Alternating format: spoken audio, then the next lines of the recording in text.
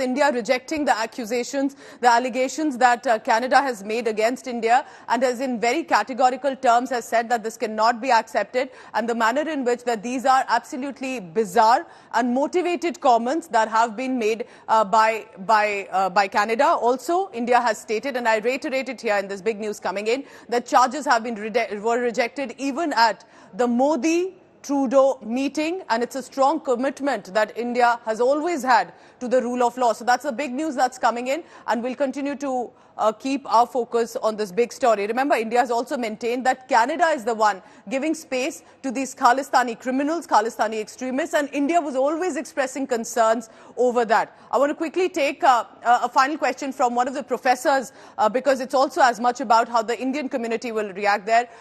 Professor Porwal, at this point, what is the Indian community feeling like? Those who've been living in Canada for years, those who may have shifted just about a short while ago, when you express or expect action against extremist elements, instead, this is how the Prime Minister of a country reacts. What is the concern? Because there have been in the past, we've seen skirmishes, scuffles, temples being defecated. We've been seeing a lot of protests that are happening against India. Indira Gandhi's assassins have been literally shown as martyrs. What is the feeling among the Indian expats and the community there, sir? Well, first of all, the Indian community is still upset that one of the largest terrorist acts on Canadian soil was Air India bombing, in which 329 Canadians, mostly of Indian origin, died. And there are so many violent acts of these Khalistanis. And our Prime Minister's popularity is sinking faster than Titanic. His own party is reliant upon Jagmeet Singh's NDP. So it's an almost coalition partnership. His own popularity is going down.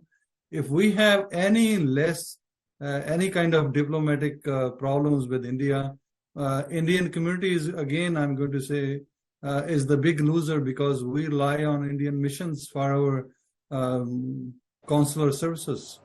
And I'm told that this is a very senior diplomat who has been just sacked. This is, remember, sacking of a diplomat. It's not that a diplomat has been summoned for an interaction or for at least a conversation, for at least expressing a concern. And a diplomat to be sacked by a country is a huge, huge diplomatic step that has been taken. And I want to go across to diplomat Anil Trigunayat for that. When such an action is taken, and it may have its repercussion, but today, this new India is not someone to go on the defensive. It is very likely to take an assertive, possibly an aggressive stand as well. Do you see the relations between the two countries suffering? And I say that because at this point, Trudeau has made it very clear. Justin Trudeau has said, we will not listen to your concerns, even if they may be right, even if they are very clear in what you, as India, has also suffered. We will do what we think is correct.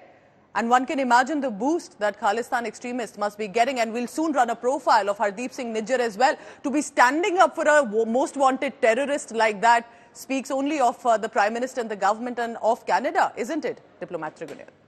Well, absolutely. I think that Trudeau is willing to stake his country's reputation for his political gains and siding with these kind of extremists.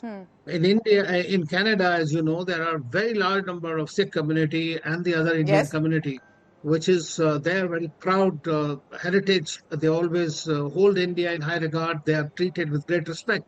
It's only a minuscule number of these Sikh extremists that are operating and are allowed to operate. And unfortunately, they are able to have a run with the government there. So they are being enabled by the Canadian governments. Now, what I feel is that this expulsion of the diplomat, which is their foreign minister also mentioned that she spoke to our foreign minister and has conveyed it. All right, Diplomat Trigunayat, I'll just get back to you there. It seems to be an audio issue, but I appreciate you, gentlemen, for constantly being with us and giving us your perspective, because diplomats can help us understand. Professors joining from Canada can help us understand what exactly could be the repercussions and what is the community feeling like.